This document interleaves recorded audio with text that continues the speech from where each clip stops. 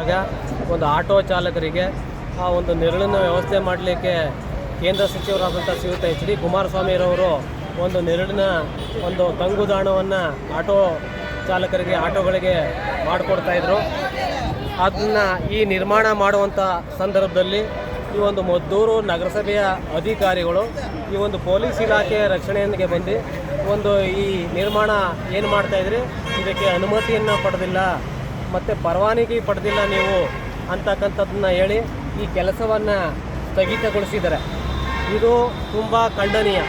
ಏಕೆ ಅಂತಂದರೆ ಈಗಾಗಲೇ ನೋಡಿರ್ಬೋದು, ಏನು ಈ ಬೆಂಗಳೂರು ಮೈಸೂರು ರಾಷ್ಟ್ರೀಯ ಹೆದ್ದಾರಿ ಇದೆ, ಅದಕ್ಕೆ ಸಂಬಂಧಪಟ್ಟಂತೆ ಕರ್ನಾಟಕದ ಉಚ್ಚ ನ್ಯಾಯಾಲಯ ಒಂದು ಆದೇಶವನ್ನು ಹೊರಡಿಸಿದೆ.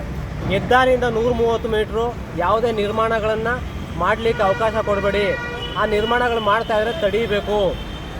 ಆ ನಿಟ್ಟಲ್ಲಿ ನೀವು ಕ್ರಮ ತಗೊಳ್ಳಿಲ್ಲ ಅಂತಂದರೆ ಅಧಿಕಾರಿಗಳ ಮೇಲೆ ಕ್ರಮ ತಗೊಳ್ಬೇಕು ಅಂತಕ್ಕಂಥದ್ದನ್ನ ಆದೇಶ ಮಾಡಿದರೆ, ಆ ಆದೇಶದ ಅನ್ವಯ ಇವರು ಇಲ್ಲಿಗೆ ಅನ್ವಯಿಸೋದೇ ಆದರೆ ಬೇರೆ ಆ ಏನು ವಾಣಿಜ್ಯ ಕಟ್ಟಡಗಳಾಗ್ಬೋದು, ಇನ್ನೊಂದು ನಿರ್ಮಾಣಗಳನ್ನು ರಸ್ತೆ ಬದಿನಲ್ಲಿ ಮಾಡ್ತಾ ಇದ್ದಾರೆ. ಅವುಗಳು ಯಾವುಗಳ ಬಗ್ಗೆನೂ ಕ್ರಮ ತೆಗೆದುಕೊಳ್ದೇನೆ ಕೇವಲ ಈ ಒಂದು ನೆರಳಿನ ಆಶ್ರಯಕ್ಕೆ ಮಾಡ್ತಾ ಇರ್ತಕ್ಕಂಥ, ಯಾವುದೇ ಸಂಚಾರಕ್ಕೆ ತೊಂದರೆ ಇಲ್ಲದೆ ಇರತಕ್ಕಂಥ ಇದರಲ್ಲಿ ಇದ್ದಂಥ ಈ ಒಂದು ತಂಗುದಾಣ ನಿರ್ಮಾಣವನ್ನು ತಡೀತಾ ಇರ್ತಕ್ಕಂಥದ್ದು ತೀವ್ರ ಖಂಡನೀಯ. ಈ ಬಗ್ಗೆ ಸೂಕ್ತ ಒಂದು ಕ್ರಮ ತಗೊಳ್ಬೇಕು ಮೇಲಾಧಿಕಾರಿಗಳು, ಮತ್ತು ಇಲ್ಲಿ ತಂಗುದಾಣ ನಿರ್ಮಾಣ ಮಾಡಲಿಕ್ಕೆ ಅವಕಾಶ ಕಲ್ಪಿಸಬೇಕು. ಇಲ್ಲಿ ಹೋದಂಥ ಸಂದರ್ಭದಲ್ಲಿ ಈ ಒಂದು ನಗರಸಭೆಯ ಅಧಿಕಾರಿಗಳ ವಿರುದ್ಧ ಒಂದು ತೀವ್ರತರವಾದಂಥ ಪ್ರತಿಭಟನೆಯನ್ನು ಹಮ್ಮಿಕೊಳ್ಬೇಕಾಗುತ್ತೆ ಅಂತ ಈ ಮೂಲಕ ಎಚ್ಚರಿಕೆಯನ್ನು ಕೊಡ್ತಾ ಇದ್ದೇನೆ. ಮನ ಪ್ರಸನ್ನ ಕುಮಾರ್, ಸಂಗೊಳ್ಳಿ ರಾಯಣ್ಣ ಆಟೋ ಚಾಲಕ ಸಂಘದ ಅಧ್ಯಕ್ಷರು.